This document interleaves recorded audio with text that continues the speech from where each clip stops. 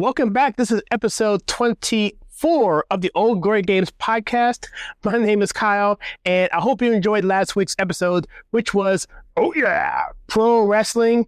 And this one is going to be the conclusion of last week, where Greg and I had a good time talking about this. So enjoy part 2, episode 24 of the Old Glory Games podcast.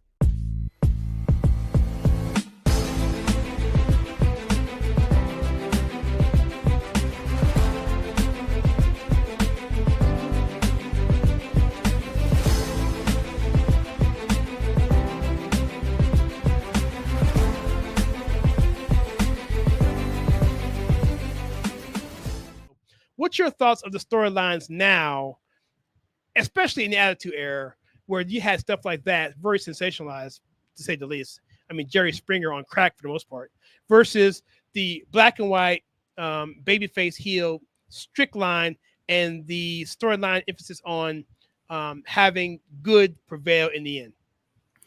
Sure. So yeah, there are distinct differences between the two. And I would even say that there are differences between the Attitude Era and what you see today. So let's move back to what I call the golden age of wrestling, where you have, good versus evil. You have a good guy and a bad guy, and you build both of them up separately. You have the good guys, beat all his opponents. You have the bad guy beat all his opponents, and you have those two guys interact somewhat. They may their paths may cross during an interview, or one may do a run-in on the other. You're building towards a climactic matchup in the end, where it's this huge matchup, Flair and Dusty, or the Midnight Express and the Road Warriors, or something like that, where you build up to that big blow-off match, and you get it to a point where everybody wants to see it. Everybody wants to see the good guy win in the end. The bad guys have cheated them for so long or done them wrong for so long, and you just keep building to that.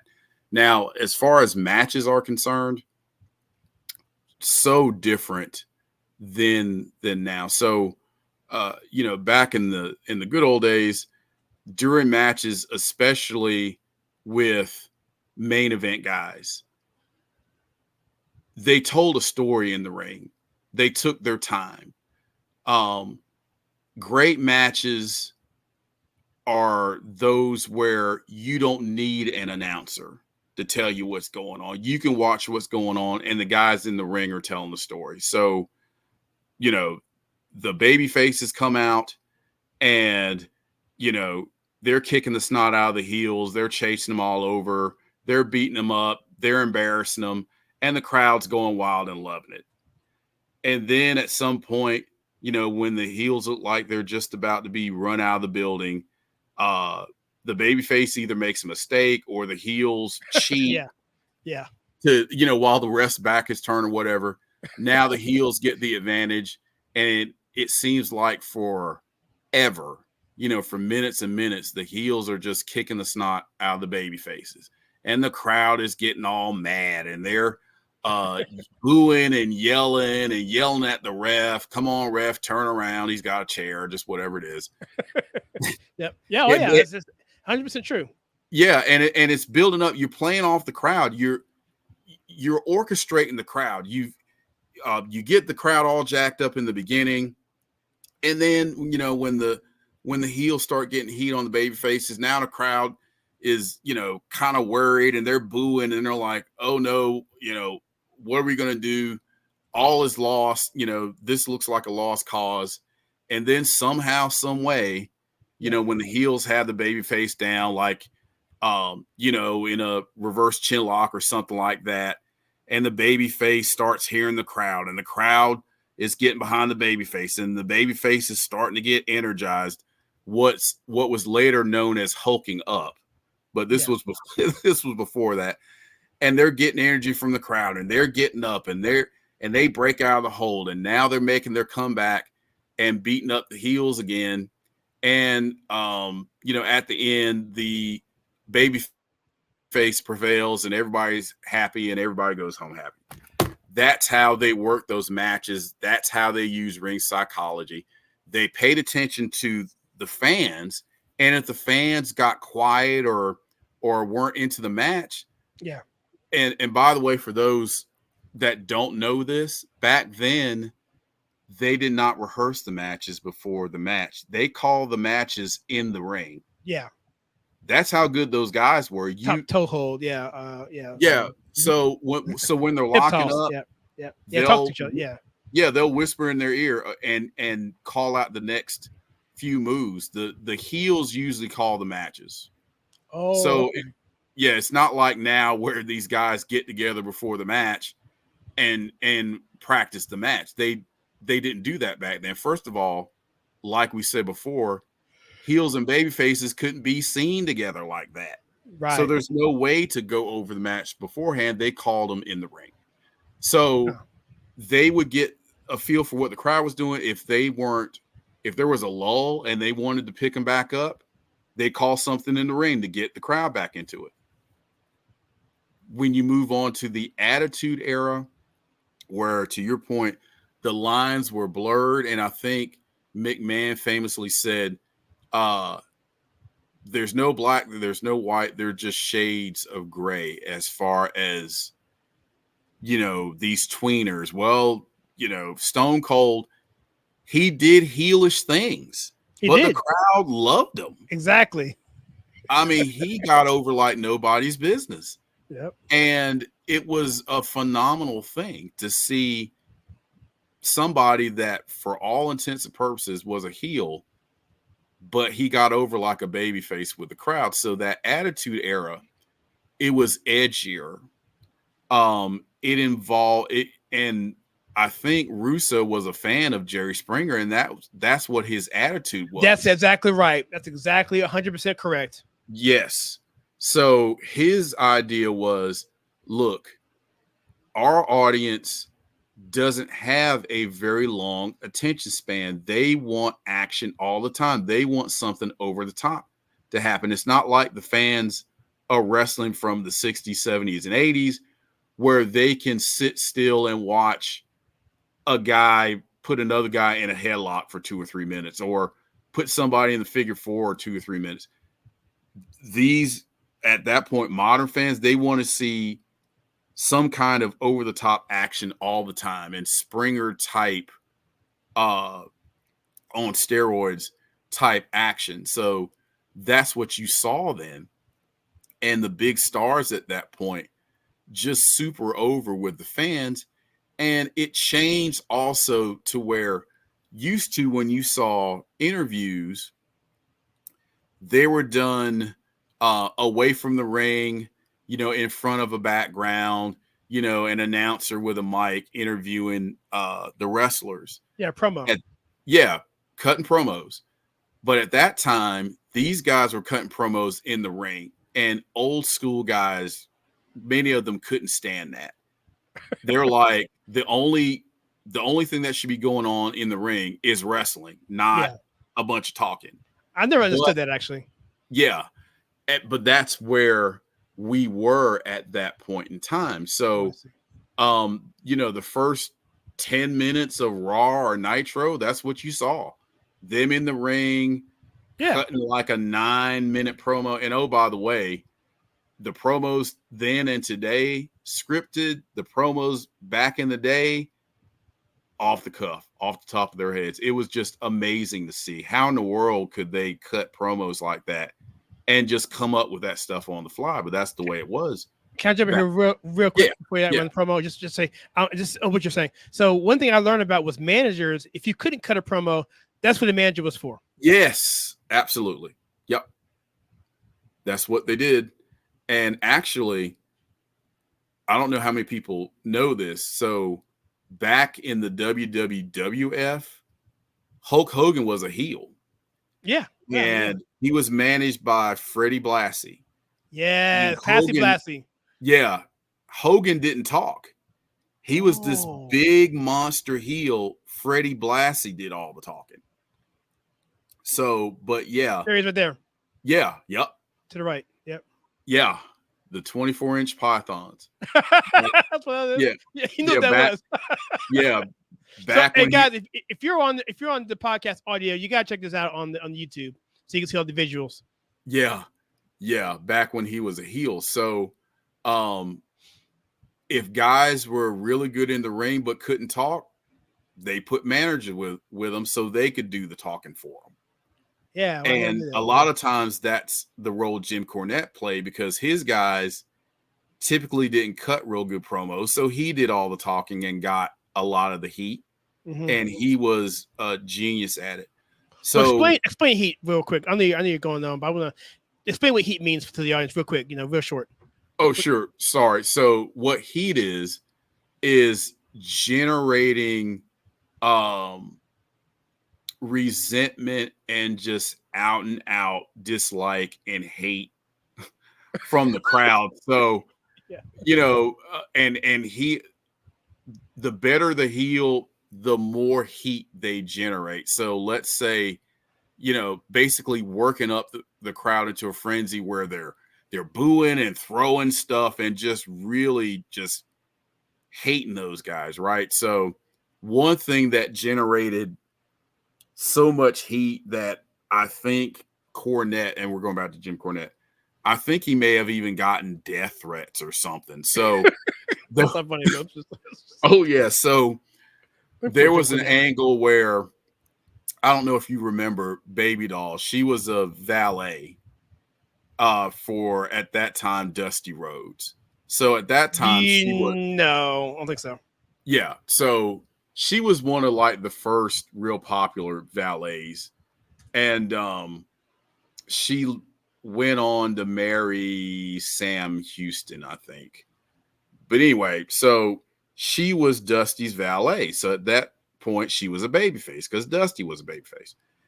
And Dusty, so Cornette was talking junk about Dusty. And Dusty comes in the ring and he basically takes out both guys in the Midnight Express, and he slaps Cornette, and the guys from the Midnight Express, they double team Dusty, and here comes Baby Doll to try to help Dusty. So she jumps on Bobby Eaton's back. Bobby Eaton backs her into the corner to knock her off. And then as the Midnight Express holds Dusty, Jim Cornette, which was, he infamously carried a tennis racket with him, which he often used in matches. He took the tennis racket and hit, there's Baby Doll later on, hit her in the stomach. Now, so as you can imagine, Jim Cornette, whose character was this Weasley, effeminate mama's boy, spoiled. Yeah, that's some heat right there, boy. Yeah. That couldn't beat anybody up. Yep. For him to do all that talking and then hit a woman. Wow, yeah.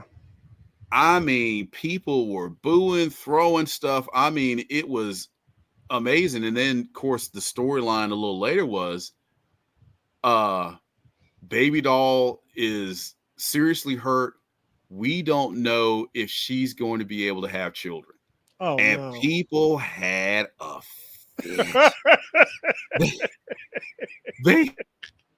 I'm getting mad. Oh yeah, people had a fit to the point where I think they kayfabe suspended Cornette.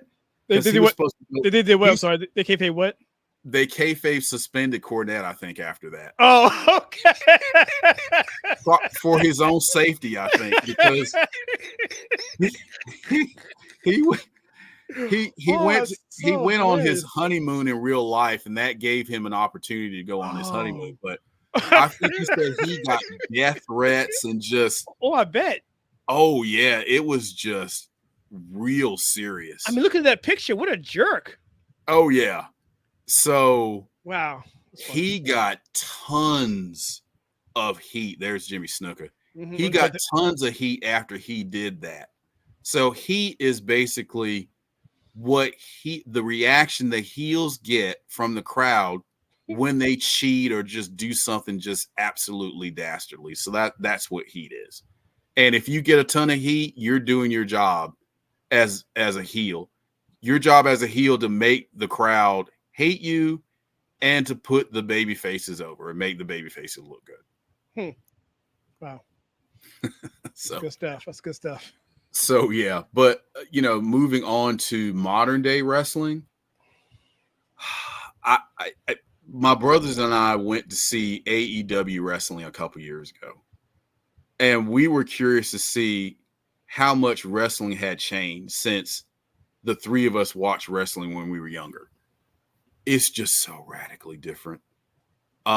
You've got back when we watched, the guys that wrestled, they look like they could kick your butt, right? Big, burly guys, muscular guys, athletic guys. CM Punk.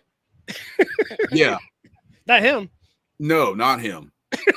Guys that you wouldn't want to mess with, right? Yeah, Today, they're guys wrestling that I think might be smaller than my son. Wow. That are out there wrestling. Just real small guys, and I'm not knocking them. But you would have to really suspend your disbelief a lot to believe that a 170-pound guy could whip a 260 and 270-pound guy. It's just, but there are a lot of guys that are about that size. And it's like watching a gymnastics routine or the circus. I mean, all they do is just acrobatic high spots. Yeah, stunts. Off the rope. And it's obvious that you have to have cooperation to pull those moves off. Yeah. They're spectacular. Yeah. But they're the phoniest looking things you've ever seen. Yeah. And that's all they do. There are no rest holds. There are hardly any holds, period. It's almost like a video game, just nonstop high spots and high impact moves. And as an audience, excuse me, if you grew up liking that kind of thing, that's okay with you. But if you grew up watching wrestling like I did, it's like, this is boring. Yeah. There's no drama, there's no build, there's no storytelling, there's none of that. It's just a bunch of high spots, a bunch of people doing flips and kicks and that sort of thing. And again, it's apparent that you have to have cooperation from your opponent to pull these moves off, which make them look even more phony. So today's wrestling looks more like the circus. And I've said this a bunch of times to my friends and my brothers about wrestling being like the circus. So as kids, when you went to see the circus, you would see the circus once a year, and that was it? Because once you've seen it, why do you need to hurry up and go back and see it again? And that's the way wrestling is now. You don't know the names of the performers at the circus, do you? You don't. And these folks that are wrestling today, I couldn't tell you who any of them are outside of, people like Roman Reigns and Cody. That's about it. Yeah, and Cody. And then in AEW, older guys that we watched, decades ago. Chris Jericho, Sting, who recently retired, Arn Anderson, Tully Blanchard. I know who they are because I watched them when I was much younger. But some of these other guys, I have no clue who they are. And as fans, you really can't invest in them emotionally because of the style of wrestling. There's really no heat anymore, or at least the way there used to be. There aren't any feuds like there used to be because, there are no baby faces or heels anymore, really. And we know behind the scenes, they all pal around and like each other. And that just kind of takes, the fun and the steam out of it for us old school fans. But yeah, the wrestling today, it just feels more like a gymnastics competition and not an actual athletic struggle or competition where somebody is actually trying to physically, again, impose their will on the other person and win, where winning the match is important. It's not that way anymore. I think the other example I can give. So we talked about wrestling in the old days where when you saw it on TV, it was basically a set up to where you would want to go pay to see the main event matches in the arenas. Today, what wrestling is a TV show. That's what it is. Didn't used to be that way. No, it wasn't. The wrestling TV show was just a means to get you to go out and watch it live. Now, wrestling is a TV show. That's what it is. And with it being a TV show, it's all about fast-paced action. It's all about the kind of stuff you're seeing today, as opposed to what you saw. There's the Macho Man. Who's no yeah. Ooh, yeah. Yeah, it's good, Greg.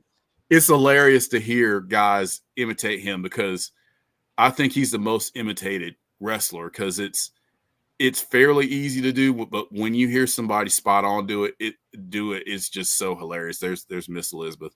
Yeah. But yeah, it really is. And the other thing, you bring up a good point. I'll leave that picture here there for a while. Yeah. So many of these wrestlers, especially the ones that were the most popular, like in the 80s, so many of them have passed away far too young.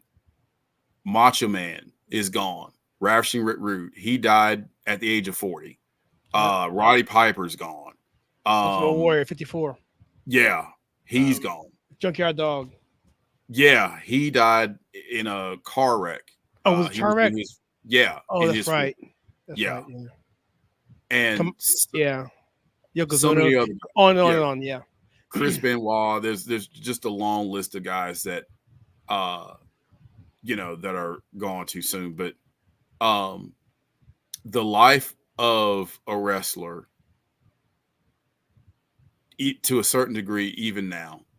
So back in the old days when guys basically didn't have guarantee contracts and they got paid according to what they drew at the house shows.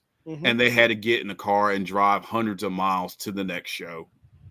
And, there weren't fancy, for most of them, there weren't fancy hotel rooms and first class plane trips and the amenities that these guys enjoy today. They took such a physical toll on their bodies. I know people like to say wrestling's fake. The results are predetermined, but the physical punishment these guys take, very real. Oh yeah, very real. Those wrestling rings, those mats are hard. So when you get body slammed, it hurts. And some of the other things they do, those chair shots. Talk about bumps. Yeah, bumps. Yes. Talk about that.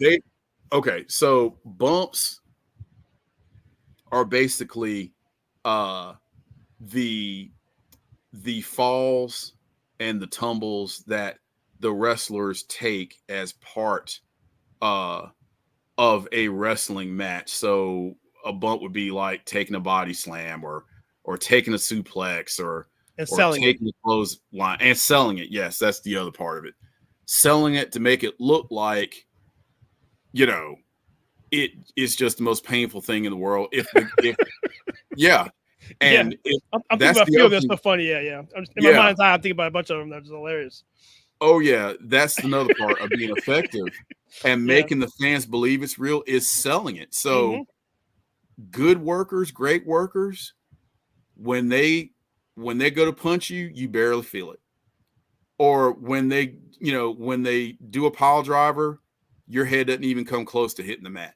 Yeah. Certain moves that look like, they're just killing you, it's not, but you have to sell it to make it look like it does. And that's another concept of wrestling that was so critical back then. But yeah, taking bumps is basically taking falls and taking the impact of the moves of your opponent. And the bumps are real, and the toll they Yeah. take are real. You hear That's about the point all I'm these trying. guys, Yeah. That's the yeah, point I'm trying to all bring up. the Yeah. injuries and Yeah. all of that they have to deal with, and being away from their families for so long. I mean, that takes its toll as well. And of course, the substance abuse, the painkillers, and the other things that they involve themselves in to try to kill some of that pain. It's a lot of those guys describe it as a lonely life. And it's like, well, how can it be lonely when you're so popular and you perform in front of thousands of fans every night? Well, at the end of the show, you go back to the hotel by yourself, and the next day it's another hotel, another town. I mean, it can be lonely, and it's a tough life. It's a tough business. And for all of those that did it, for all of those years, just to entertain us because they love the business. And you alluded to when you talked about Stone Cold, how he cut himself to bleed or get color, as they say in the Yep. business. So when we were kids, some kids thought, "Oh, that's not real blood; those are blood capsules." Yeah. No, I thought so too. Yeah. no, that was real blood. And what they would do is they'd hide little razor blades. Sometimes they would cut them into small strips, and they would hide it in their wrist tape. Ric Flair would hide his in tape around his fingers. Some guys hid them in their trunks. Some guys, believe it or not, hid them like under their tongue. I know, ridiculous. I don't know how in the world they did that without cutting Right. them out the ribbons, right? Exactly. Some of them had the referee hold it for them. Mm-hmm. Some of them had their manager hold it for them. It just depended upon what they were most comfortable with. Some of these guys let their opponent bust them open. That was rare, though. I'd never do that. I'm like, yeah, I'm not gonna. I'll just do it myself. I couldn't trust anybody to do that.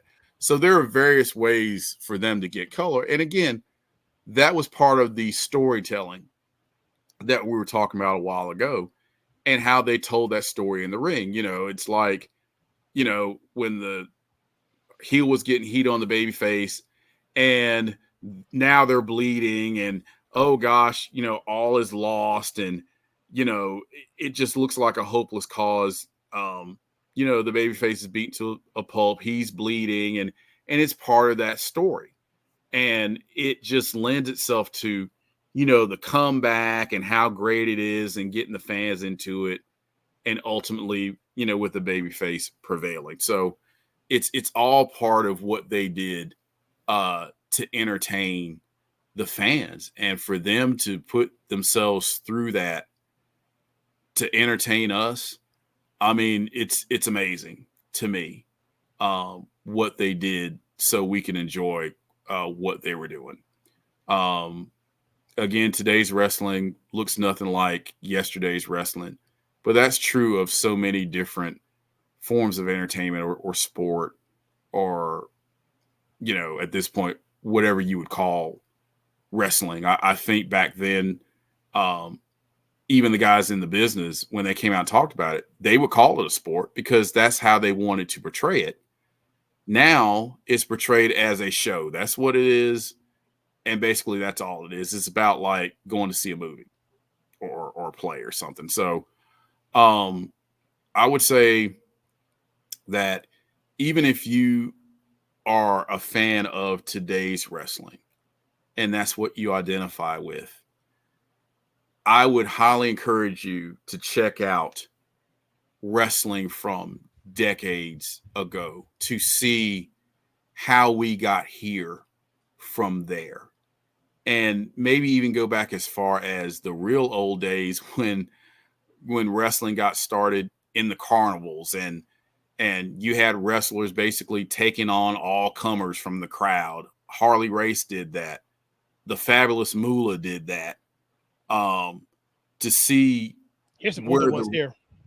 yeah, to see where the roots of wrestling truly are and how we got here from there. But you know, I would also say this, and then I'll kick it back to you. Oh, you're fine.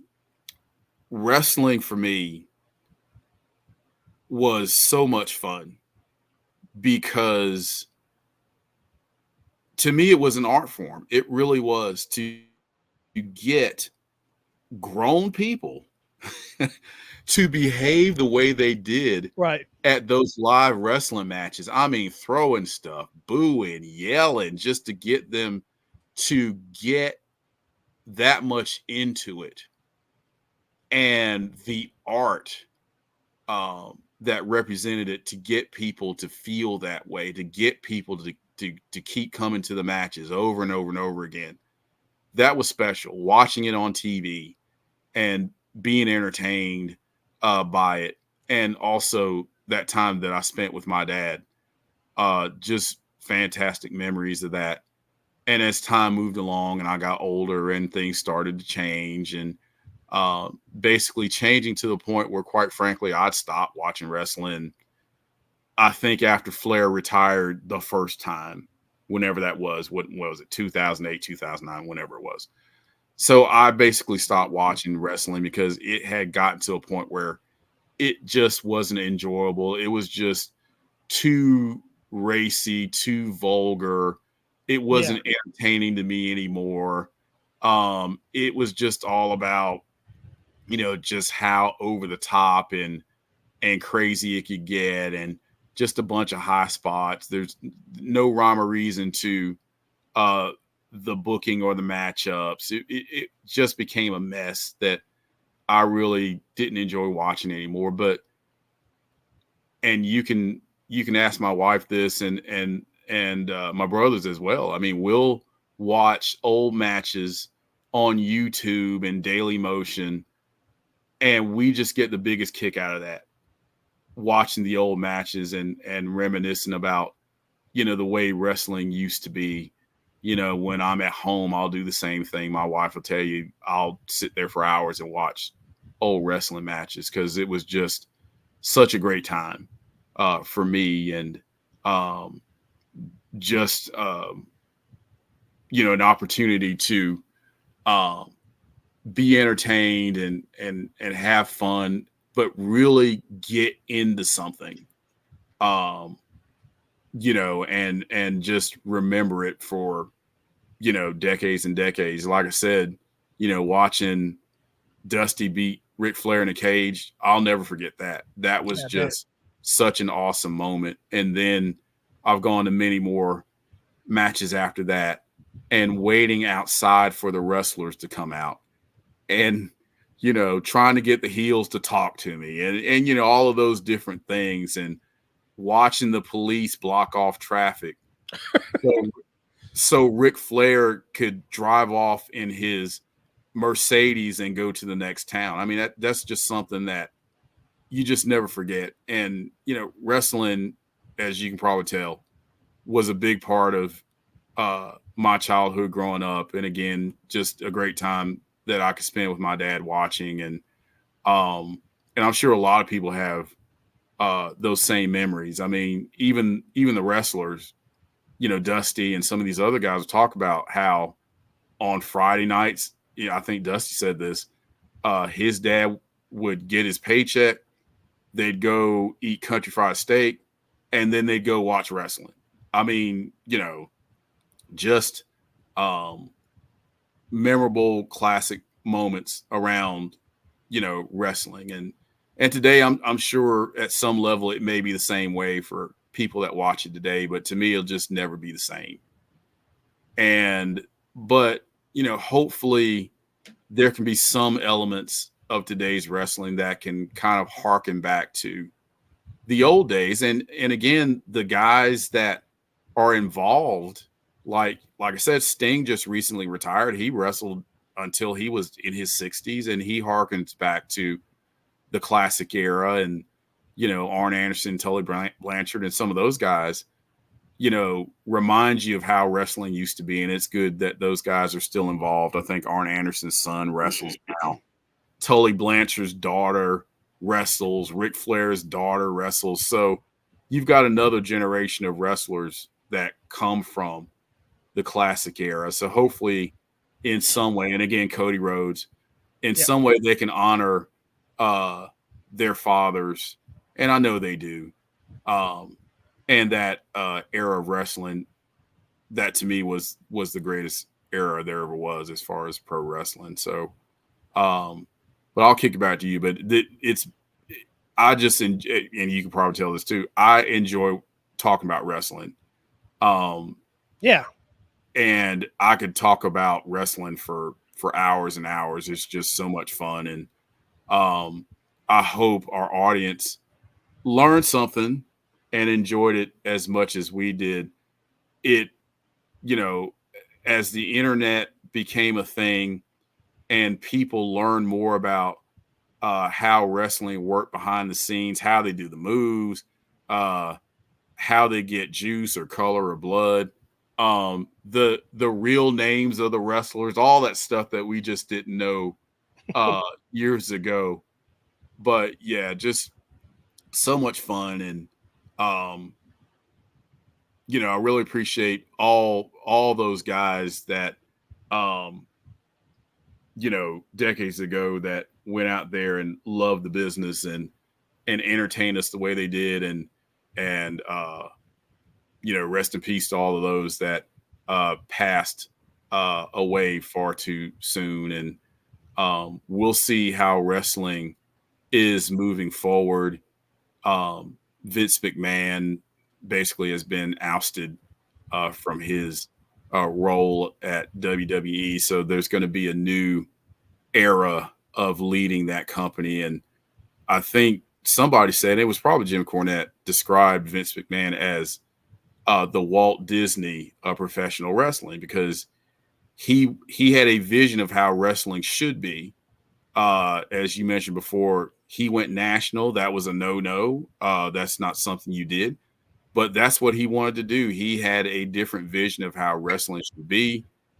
And here we are today with a lot of what he envisioned for wrestling. So he definitely was had a major seismic impact on the business. But again, just enjoy talking about wrestling so much. And again, I hope our listeners get a kick out of it. And perhaps we can focus on individual wrestlers in our future podcast, maybe Hogan or Flair or somebody like that, if our listeners want us to do that. But yeah, it's been great, and I appreciate you allowing me to ramble on about the good old days as far as wrestling is concerned. And I hope you enjoyed it as well. So appreciate it. I did. And like I said, I spent about 6 months going through a deep dive in wrestling, watching countless documentaries, interviews, all kinds of stuff, and learning terms like kayfabe and all that stuff, getting heat and, getting color and all that stuff. And there's a guy, former wrestler, his name is Maven. He won a reality show. He's got a nice podcast and a nice YouTube channel. We goes into behind the scenes, behind the curtains. Talks about how much money he made, how much money you can make, his the hardest bumps to take, that kind of stuff. It's really interesting. He does a really, really good job. This last WrestleMania, I don't watch WrestleMania very often, but because of Cody Rhodes, I thought some interest there, and the promotion I thought was pretty good. So I watched it both nights, and the bloodlines was like the storyline. And I looked at a map of all of the people and where they come from. It's incredible. Like you mentioned about Ric Flair's daughter and a few other people. The Rock has a daughter who's wrestling now. And just like Don Morocco's kids and all the Wild Samoans, their kids, just a ton of people.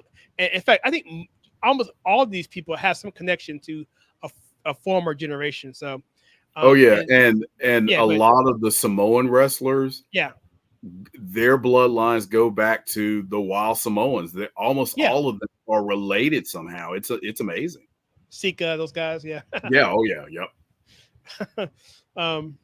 And you hear stuff like George the Animal Steel, who was a wrestler, who was like really smart, really intelligent. This guy act like he had hairy back, whatever, green tongue, eating the turnbuckles, whatever. Eating the turnbuckle, yeah. Yeah, he had the chicken wing thing going, but he was like the enforcer. But he was the one who would check like the dress code and stuff back behind stage, and would find people. The stories you hear about yourself. George Animal Steel, and he became like a devout Christian. It's just interesting how these personas are so different from their people. So, yeah, I'll talk about that. Let's bring up Owen Hart. He passed away in the ring, and I want to say something about that because sure, he was such a family guy. He loved his kids. He didn't want to do that whole thing coming down from the. If you don't know what's going on with Owen Hart was a wrestler of the Hart Foundation, another lineage of bloodline people. His dad had this basement where he basically beat people up in the basement whenever they learn how to wrestle. Dungeon, Stu Hart. Dungeon. Yeah, exactly. So it came out of that environment, and these good brothers, and so he took on this persona. I forget the Blue Blazer, I believe this guy's character's name was. Blazer, he had a mask and a cape, and so the gimmick was, and Cornette talked about this, that he was like, look, this was not my idea. It was something that, well, I'll let that story go. But the point of the matter is, he came down and the rope snapped or whatever, or the harness snapped. He fell 30, 40 feet and died. But the night before he was telling his wife that in case he doesn't make it, he was fearful of this. And the last thing he did was he took his son out to eat that day. He gave him a hug and got on the airplane and took off. It's really a tragic story, man. But I bring it up only to say to the point you're making about wrestling being fake, right? Owen Hart, from every thing I've read about him, super duper nice guy. Yes. Everyone liked Owen Hart, and so that's I bring him up and give some honor to him. My first WrestleMania that I actually watched was WrestleMania 4, and back then was this was at the Capitol Center in Landover, Maryland. I was in driving age, so me and my buddy Asim Penny, he and I drove to the Capitol Center to watch WrestleMania on closed caption. The scoreboard came down to like eye level, and we watched it closed caption. Whatever they called it, I'm not sure they called it back then. Closed circuit. Closed circuit, yes, closed circuit. Yeah. And we watched it then, and that was the tournament where Randy Macho Man Savage won the belt off of it was a vacant belt, and so it was a tournament, and the final match was him against the money guy, DiBiase. Ted DiBiase, the $1 Million Man. So that was a very, really fun moment. I was so excited driving home from that because we love Macho Man, watching him win those 4 matches and actually win the belt. That was great. And of course, Elizabeth. Everyone loved Elizabeth. Mm-hmm. That was his wife in real life, and the whole story behind that is nuts, right? That's a whole other story we could talk about. Oh yeah. And lastly, you mentioned about Vince McMahon. Yes, this is the first time in the history of the WWF to today where not a single McMahon is in a leadership position. So it's kind of to his own doing, more or less, but undoing, yeah. Undoing, yeah. And we I won't talk about that at all, actually, quite frankly. But it's a pretty sordid story, yeah. Yeah, just look it up. But I believe Triple H, his son-in-law, who was married to his daughter Stephanie. Stephanie was kind of kicked out because she wanted to do things her way, so she was kind of pushed out, even though she was doing very successful things. But for some reason, that didn't work out. But I think what Triple H did with WrestleMania, whatever it's called, whichever it was now, I thought it was pretty good. I think they did pay the homage to the old people and the legacies and everything else. But again, my last point is this, Greg. No matter how good they can make it, quote unquote, good they can make it. Oh, I have two more things. How good they can make it, quote unquote, good is that when you lose kayfabe, you lose the suspension of belief. It's like watching a movie and seeing the boom microphone come across, or watching a movie or TV show and seeing the camera in a mirror shot, right? Oh, come on. Seriously? The suspension of belief is gone, right? So so no matter how quote unquote good they can make it, it can't be that good because that element is gone. So the storylines can't be but so good. So you have to do basically who I like, Shawn Michaels. He kind of started some of that stuff with Edge and Christian, those guys flying around the ring. It just got worse from there. The aerobics or the athleticism flying through the air to crazy lengths, like Shawn Michaels would do, or Christian would do, or Edge would do, or these guys. And so that's all we have now. And they have choreographed stuff that's obviously fake, but they have to do something. They have to do something to get you there because the storyline itself won't do it. And lastly, this is lastly for me, is on the screen here, I'm flipping through the Hall of Fame class of the various years. And of course, my favorite year is going to be 2013. Not only because it has Donald Trump in it, because he was essential in the early goings of getting WrestleMania started. I think it was the first one was held at Trump Tower, I believe, or Trump Hotel, whatever he had it. He gave a chance to Vince McMahon to have it there, and also UFC too. So Trump likes these kind of things. He likes startup businesses. He likes fighting, wrestling, boxing. So he gave a lot of opportunities to these kind of businesses who are coming up. But not only that, for Trump, it was also Mick Foley and Bob Backlund in the class of 2013. Even Bruno's in there. He's not one of my favorites, but he was one of all-time classic. I'm not sure, Greg, you can find a better class in 2013. Do you think you can? It's a very impressive class, and the 2012 class. Oh yeah, look at that one. Is not shabby either. No, it's not. No, yeah. Ric Flair, Mike Tyson, Yokozuna. He was actually very talented. Actually, Edge was very good. Arn Anderson, the legend. So the Horsemen, yeah. Oh yeah. So yeah. Oh, Farouk, yeah, Ron Simmons. Yep. Oh yeah. Yeah, he was not to be messed with. By the way, he was a legit tough guy. Yeah, I heard about him. Yep. Yep. So yeah, the 2012 class is pretty impressive.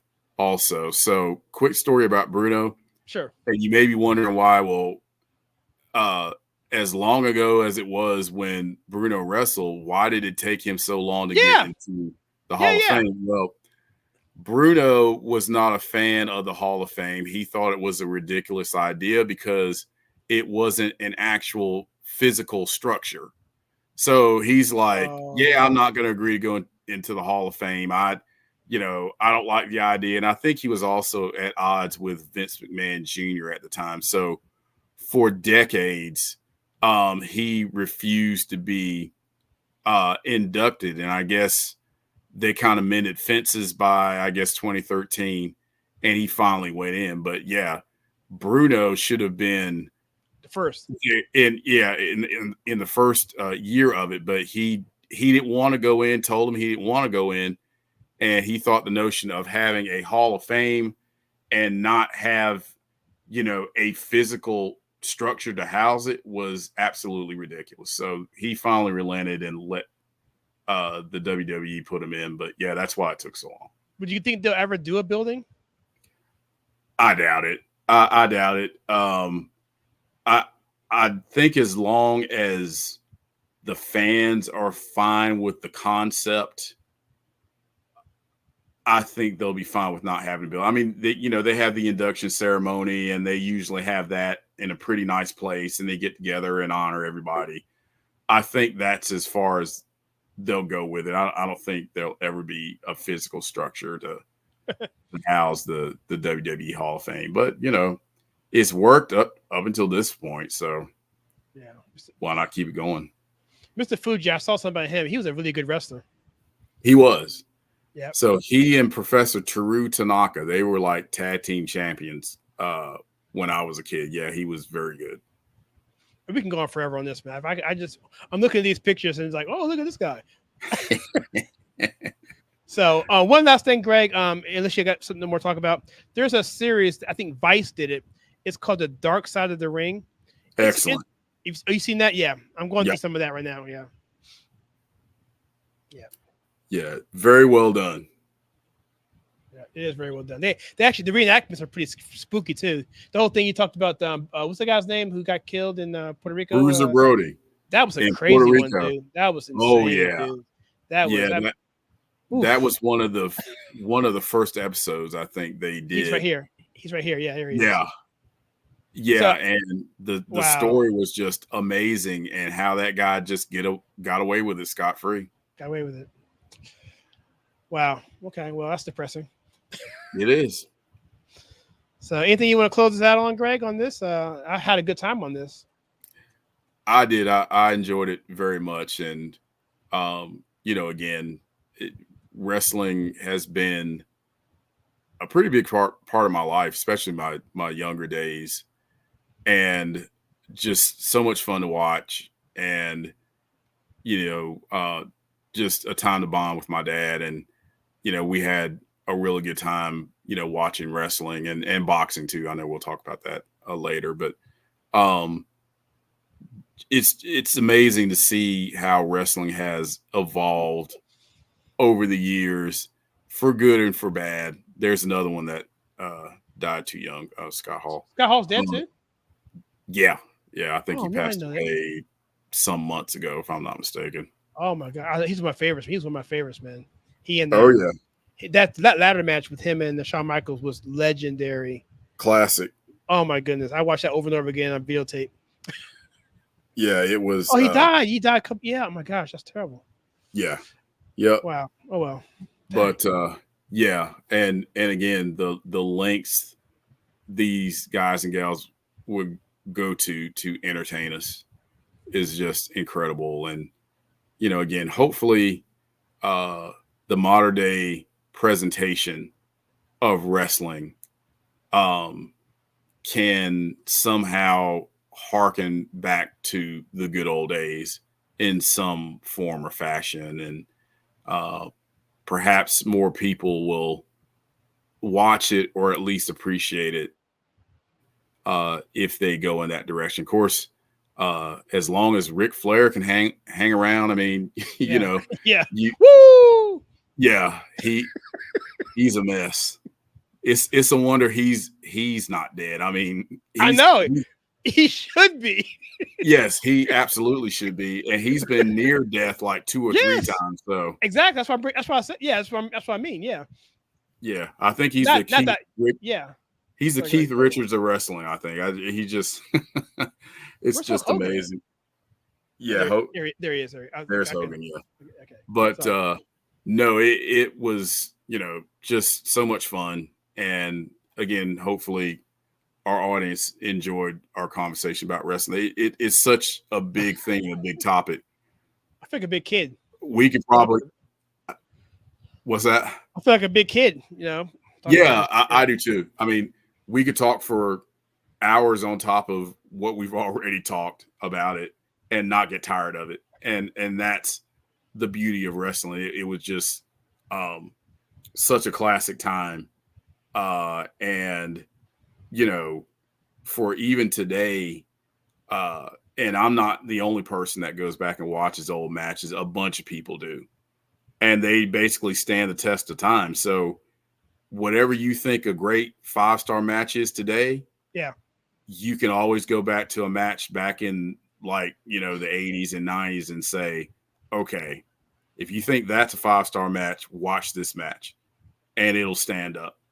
So watch Mr. Perfect versus Bret Hart. You will talk about a perfect match in terms of a beautiful choreography of 2 good wrestlers doing it on the fly.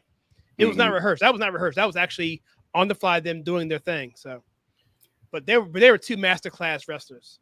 Oh yeah.